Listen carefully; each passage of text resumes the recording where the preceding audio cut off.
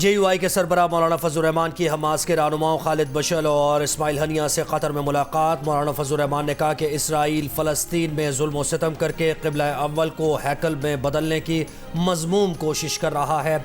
Ismail Haniyeh ने कहा कि इंसानी हुकूक के दावेदार ममालिक हथियारों से भरे जहाज़ लेकर तल अवीव पहुँच रहे हैं। उम्मत मुस्लिमा भी फ़लस्तीनी भाइयों की हिमायत के लिए मैदान में निकले।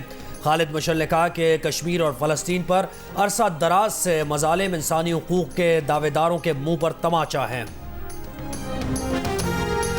मुस्लिम लीग नून के रहनुमा हमजा शहबाज ने कहा है कि नवाज शरीफ की क़यादत में मईशत को दोबारा से ठीक करेंगे। इंतखाबात के बाद जो भी जमात बरसर इक़्तिदार आती है उसे मुआशी एजेंडा पेश करना चाहिए।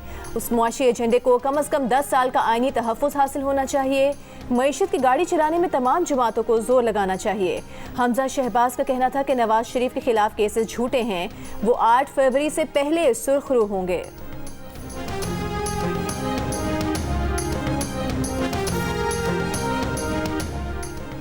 साबिक़ वफाकी वज़ीर फवाद चौधरी का शहरी से 50 लाख रुपए लेने के केस में 2 दिन का जिस्मानी रिमांड मंजूर। फवाद चौधरी को हथकड़ी लगाकर और चेहरे पर कपड़ा ढांप कर अदालत में पेश किया गया। जज ने कहा कि मुद्दई मुकदमा का दावा है कि उसने नौकरी के लिए फवाद चौधरी को 50 लाख रुपए दिए थे। इस पर फवाद चौधरी ने कहा कि उन्होंने तो इस मुद्दई को कभी देखा तक नहीं है। वो साबिक़ वफाकी वज़ीर और सुप्रीम कोर्ट के वकील हैं, तौहीन नहीं होनी चाहिए। अदालत से वापसी पर फवाद चौधरी ने कहा कि जो हालात हैं वो सबके सामने हैं।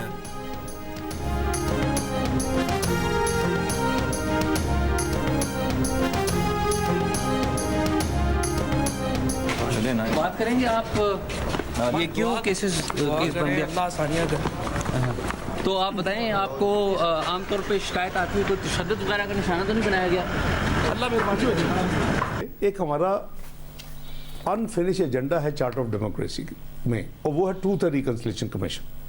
ठीक, एक क्रेडिबल कमीशन बनाया जाए जिनके ऊपर पूरी कौम को एतबार हो कि ये बिल्कुल ईमानदारी के साथ काम करेंगे, और उसमें ये तमाम चीज़ें जो है ना कम से कम फ्यूचर के लिए रकम कर दी जाएं कि किसका क्या रोल था, किसने क्या किया, और उसके साथ जो एक ट्रूथ एंड रिपोर्ट होगी उसको भी पब्लिक किया जाए। माजी में एस्टेब्लिशमेंट के जिन लोगों ने PTI की सहूलतकारी की, उस मामले के लिए एक ट्रूथ एंड रिकंसिलिएशन कमीशन बनना चाहिए। सेनेटर इसहाक डार का जिरगा में सलीम साफ़ी से गुफ्तगू में कमीशन बनाने का इंदिया। उनका कहना था कि अगर मुस्लिम लीग हुकूमत में आती है तो वो क़यादत को ट्रूथ एंड रिकंसिलिएशन कमीशन बनाने की पुरजोर ताकीद करेंगे ताकि तमाम मामलात सामने आ सकें। तफसीलात आज शब जिरगा में सलीम साफ़ी के साथ 10:05 पर।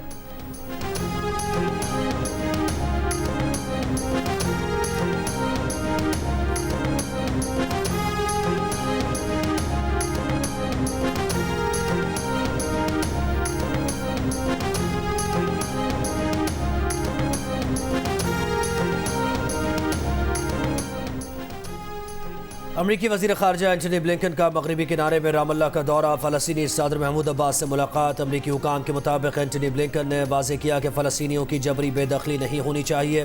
फ़लस्तीनी रियासत के क़याम की हकीकत तस्लीम करने के लिए काम करने पर अज़्म को दोहराया। महमूद अब्बास के तर्जुमान के मुताबिक फ़लस्तीनी सदर ने फ़ौरी जंगबंदी और गज़ा में इंसानी इमदाद की फराहमी पर जोर दिया। दूसरी जानिब ओमान में अरब वज़राए ख़ारजा के हमरा प्रेस कॉन्फ्रेंस में एंटनी ब्लिंकन ने कहा कि गज़ा में जंगबंदी से हमास दोबारा मुनज़्ज़म होगी। अमरीकी वज़ीर ख़ारजा 2 रोज़ा दौरे पर तुर्की भी जाएंगे।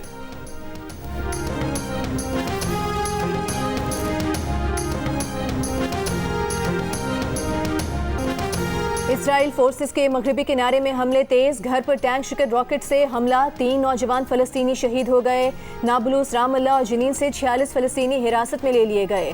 गज़ा में इसराइली फोर्सेस और हमास में दो-बदू लड़ाई जारी। इसराइल की रात भर गज़ा पर बमबारी, 2500 अहदाफ को निशाना बनाने का दावा। 2 पनाह गुज़ीन कैंप्स पर हमलों में बच्चों और औरतों समेत 53 फ़लस्तीनी शहीद हो गए, मुतादिद ज़ख्मी। इसराइल का शिमाली गज़ा से हिजरत के लिए महफूज रास्ता देने का ऐलान। फ़लस्तीनियों का नकल मकानी से गुरेज। इसराइल पहले भी कई काफिलों को निशाना बना चुका है।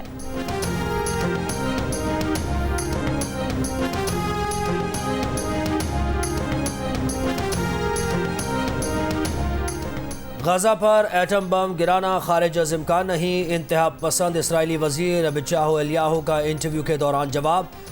फ़लस्तीनियों को आयरलैंड या किसी सहरा में चले जाने का मशवरा। बयान से इसराइली हुकूमत और अपोजिशन भी परेशान। नेतन्याहू ने वज़ीर को काबीना इजलासों में शिरकत से रोक दिया। एटम बम के इस्तेमाल के बयान को हकीकत के मुनाफिक करार दिया। तनकीद के बाद जुनूनी वजीर भी बयान से फिर गया। कहा उसने बतौर इस्तिआरा ये बात कही थी, हमास के खिलाफ हर मुमकिन ताकत के इस्तेमाल पर जोर।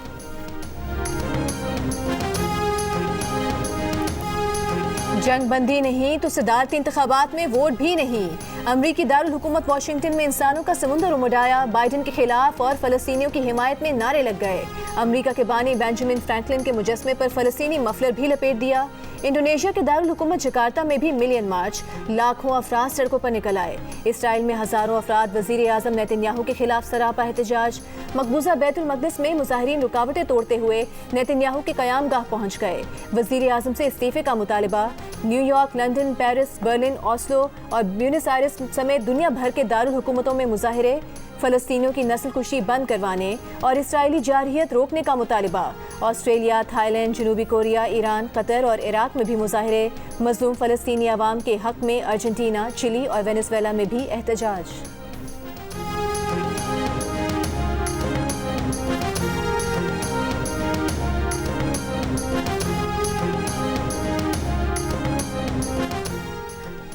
इसराइली हमलों से 2-4 फलस्तीनियों से ज़ारे यकजहती के लिए TLP का इस्लामाबाद में तूफ़ान अल-अक़सा मार्च। लाहौर में मरकज़ी मुस्लिम लीग के विमेन विंग के ज़ेर एहतमाम अल-कुद्स मार्च। शुरका ने GPO चौक से चेयरिंग क्रॉस तक रैली निकाली।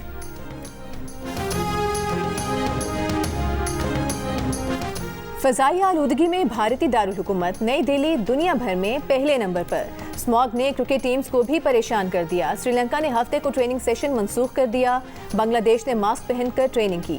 ICC का कहना है कि खिलाड़ियों की सेहत की हिफाजत का ख्याल रखेंगे। हुकूमत ने आलूदा धुंध की वजह से स्कूल मजीद 1 हफ्ते बंद रखने का ऐलान कर दिया। प्राइमरी स्कूल 10 नवंबर तक बंद रहेंगे। सेकेंडरी क्लासेस के लिए ऑनलाइन पढ़ाई का मशवरा।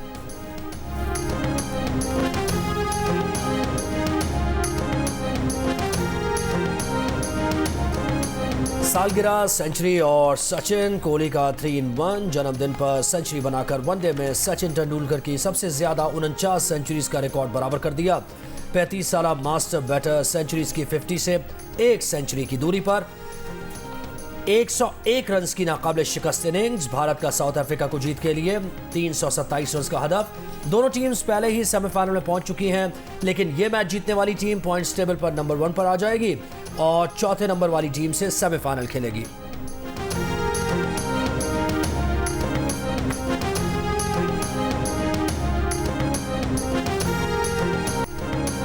कीवीज के खिलाफ फ़खर जमान जिस तरह बैटिंग कर रहे थे, 450 का हदफ भी होता तो हासिल कर लेते। कप्तान बाबर आजम का चुटकुला। कहते हैं फ़खर जमान को कहा था कि ज़बरदस्ती छक्का नहीं मारना, लेकिन ये रुका ही नहीं। ओपनिंग बैटर फ़खर जमान बोले कि अब्दुल्ला शफीक के आउट होने के बाद थोड़े मोहतात हुए। कल गेंद स्विंग नहीं हो रही थी, इसलिए शॉट्स खेलने में आसानी हुई। पाकिस्तान ने वर्ल्ड कप के अहम मैच में 401 रन बनाने वाली न्यूजीलैंड की टीम को डकवर्थ लुइस मेथड के तहत 21 रन से शिकस्त दी। जब बारिश के बायस खेल खत्म किया गया तो पाकिस्तान ने 25.3 ओवर्स में 1 विकेट के नुकसान पर 200 रन बना रखे थे। फ़खर ने 11 छक्के लगाकर 126 रन की इनिंग्स खेली।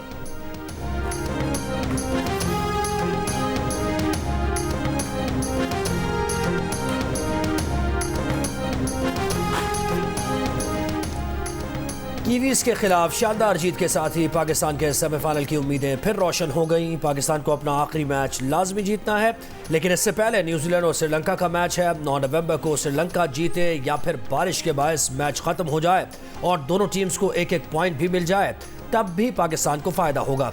उसके बाद पाकिस्तान 11 नवंबर को आखिरी मैच में इंग्लैंड को शिकस्त देकर सेमीफाइनल में पहुंच सकता है। लेकिन अगर न्यूजीलैंड ने श्रीलंका को हरा दिया तो फिर पाकिस्तान को सेमीफाइनल में पहुंचने के लिए इंग्लैंड के खिलाफ जीत के साथ मखसूस रन रेट भी हासिल करना होगा, जिसका फैसला न्यूजीलैंड की जीत के मार्जिन से तय होगा।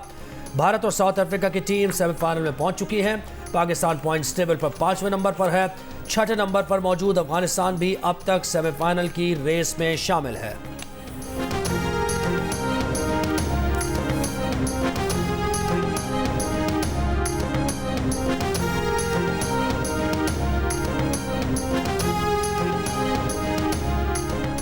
कराची में ज़िमनी बल्दियाती इंतखाबात के लिए पोलिंग का अमल मुकम्मल होने के बाद वोटों की गिनती जारी। मेयर कराची मुर्तज़ा वहाब सदर टाउन में UC 13, जबकि डिप्टी मेयर सलमान अब्दुल्ला मुराद गडाब टाउन के यूसी 7 से चेयरमैन का ज़िमनी इलेक्शन लड़ रहे हैं।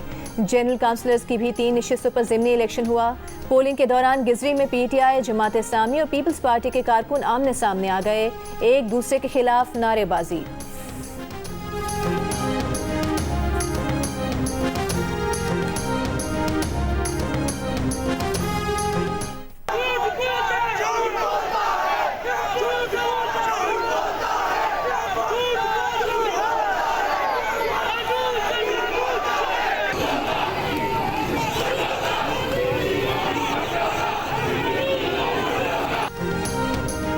कोयटा में कोंगो वायरस में मुब्तला एक डॉक्टर का इंतकाल हो गया। तर्जुमान महकमा सेहत के मुताबिक डॉक्टर शुक्रुल्लाह को गुज़श्ता रोज़ कराची के निजी अस्पताल मुंतकिल किया गया था। डॉक्टर शुक्रुल्लाह 3 रोज़ कबल कोंगो वायरस से मुतासर हुए थे। कोयटा के सिविल अस्पताल के 5 डॉक्टर समेत अमले के 8 अफराद कोंगो वायरस का शिकार हो गए। 8 में से 7 अफराद को तशवीशनाक हालत में एम्बुलेंस के जरिए कराची के निजी अस्पताल मुंतकिल किया गया। कोयटा के सिविल अस्पताल, शेख ज़ैद अस्पताल और फातिमा जिन्ना अस्पताल में आइसोलेशन वार्ड कायम। सूबे में कोंगो की सूरत हाल पर निगरान वज़ीर आला ने कल इजलास तलब कर लिया। कोंगो से निपटने के लिए ठोस हिकमत अमली तश्कील दी जाएगी।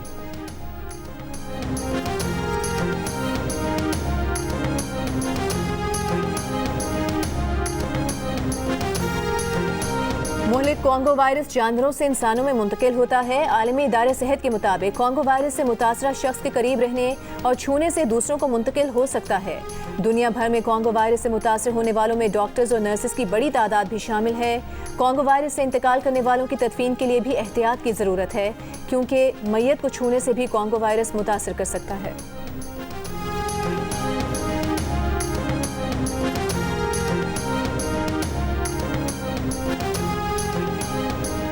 स्मॉग इमरजेंसी और धुआं छोड़ने वाली फैक्ट्रीज, गाड़ियों और ईंटों के भट्टों के खिलाफ कार्रवाई के अहकामात। लाहौर में स्मॉग में खातिर कमी न ला सके। लाहौर आज भी स्मॉग से मुतासर दुनिया के आलूदा शहरों की फहरिस्त में दूसरा नंबर। शदीद धुंध की वजह से मोटरवे M4 साहिवाल, गोजरा और फैसलाबाद तक बंद कर दी गई। मंगला, सियालकोट, नारोवाल, गुजरावाला, ओकाड़ा, साहिवाल, सरगोदा समेत पंजाब के मुख्तलिफ शहरों और गिरदोनवाह में धुंध।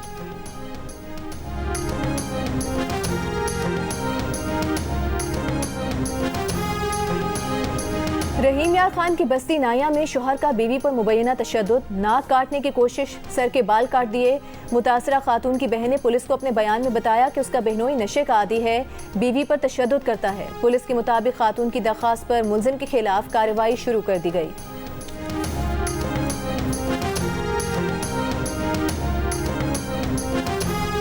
गैर कानूनी तौर पर पाकिस्तान में मुकीम गैर मुल्कियों की उनके वतन वापसी का सिलसिला जारी। 4 नवंबर को मजीद 7135 गैर कानूनी मुकीम अफगान बाशिंदे अपने मुल्क वापस चले गए।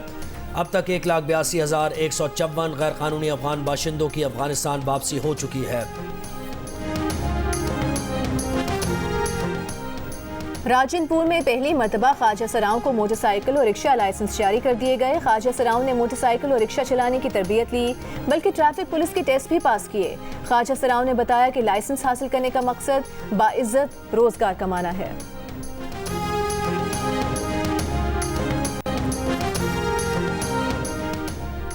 नवाज शरीफ के अलावा तमाम सियासी रहनुमा हमसाया ममालिक के खिलाफ बयान दे रहे हैं। मुल्क के मौजूदा हालात में हमसाया ममालिक से कशीदगी दुरुस्त नहीं। पश्तूनख्वा मिल्ली अवामी पार्टी के चेयरमैन महमूद खान अचकजई की प्रेस कॉन्फ्रेंस, कहा अफगानिस्तान के साथ तिजारत $2 अरब तक पहुँच सकती है। मुल्क की मौजूदा मुआशी सूरत हाल में एक रुपया ज़रूरी है।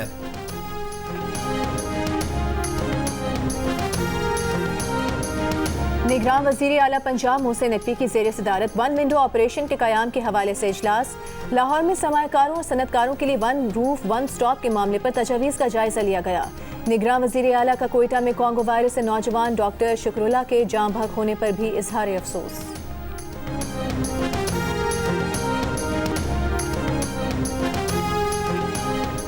मशरिक़ वस्ता में जंगी सूरत हाल, निगरान हुकूमत का पेट्रोलियम के स्ट्रेटिजिक ज़खायर बढ़ाने का फैसला। पेट्रोलियम डिवीज़न ज़राए के मुताबिक फौरी तौर पर स्टोरेज सलाहियत बढ़ाने की ज़रूरत है। स्ट्रेटिजिक पेट्रोलियम ज़खायर PSO के ज़रिए रखे जाएंगे। इस वक्त मुल्क में पेट्रोलियम कंपनीज़ को 21 दिन के लिए पेट्रोलियम मसनूआत का ज़ख़ीरा रखना लाजिम है। ओगरा आलमी माहिरीन की मदद से नया फ्रेमवर्क फौरी तौर पर तैयार करेगा।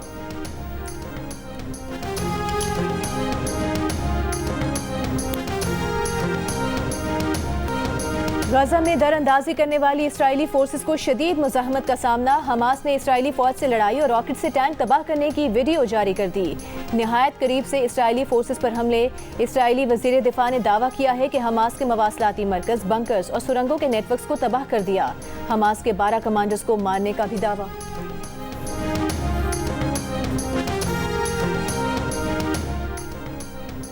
साबिक़ अमरीकी सदर बराक ओबामा ने कहा है कि फ़लस्तीन में जो कुछ हो रहा है वो नाकाबिले बर्दाश्त है। किसी न किसी हद तक हम सब इसमें शरीक हैं। अमरीकी सेनेटर और साबिक़ सदारती उम्मीदवार बर्नी सैंडर्स ने कहा कि गजा की तबाही जदीद दौर के सबसे ज़्यादा हौलनाक लम्हात में से एक है। पनाह गुज़ीरों के कैंप्स, एम्बुलेंस पर अंधाधुंध बमबारी से हज़ारों मर्द, औरतों और बच्चों का कत्लेआम किया गया।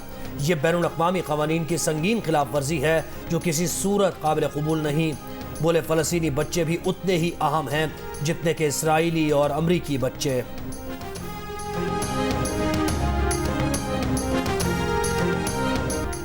भारतीय ऑपोजिशन जमात कांग्रेस की रहनुमा प्रियंका गांधी फ़लस्तीनियों की हिमायत में सामने आ गईं। कहा, सूरत हाल हौलनाक और शर्मनाक के अल्फाज से आगे बढ़ चुकी है। गजा में 10,000 शहरियों का कत्लेआम किया गया, जिनमें तकरीबन 5,000 बच्चे शामिल हैं। पनाह गुज़ीरों के कैंप्स को निशाना बनाया गया। अस्पतालों और एम्बुलेंसेस पर बमबारी की गई। जंग बंदी ना हुई तो आलमी बरादरी के पास कोई अखलाकी जवाब नहीं बचेगा।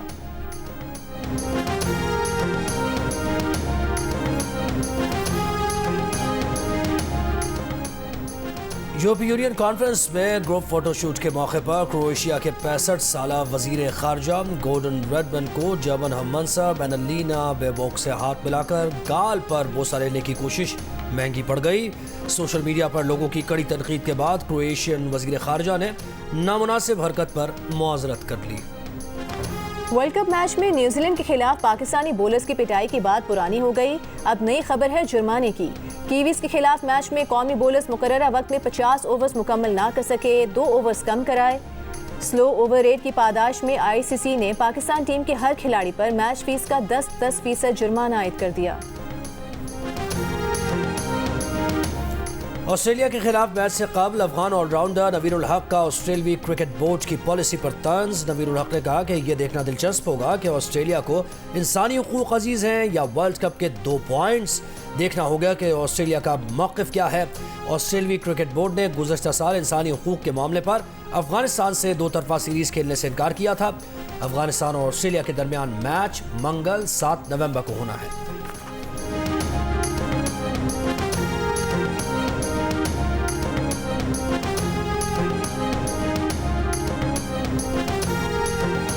ग्राउंड छोटा था इसलिए पाकिस्तान के खिलाफ इतने रन बने।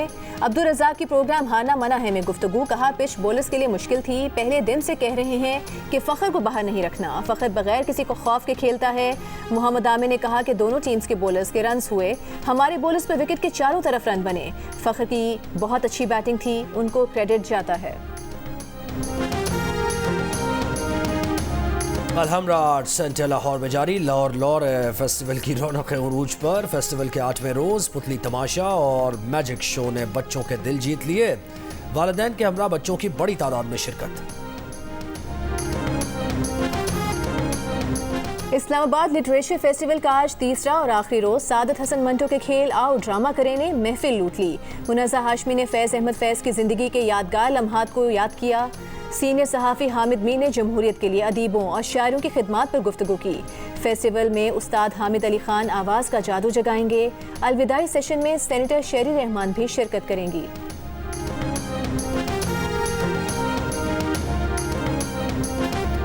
और जलते रहो। हिंदुस्तान की कामयाब और हसीन तरीन खातून को कोई फ़र्क नहीं पड़ता। पेरिस फैशन वीक में साबिक़ मिस वर्ल्ड ऐश्वर्या राय के अंदाज पर ट्रोलिंग। अदाकारा रिचा चड्ढा का ट्रोल्स को जवाब। कहा कि जो अपनी ज़िंदगी से नाखुश हैं वो दूसरों में कीड़े ही निकालते हैं।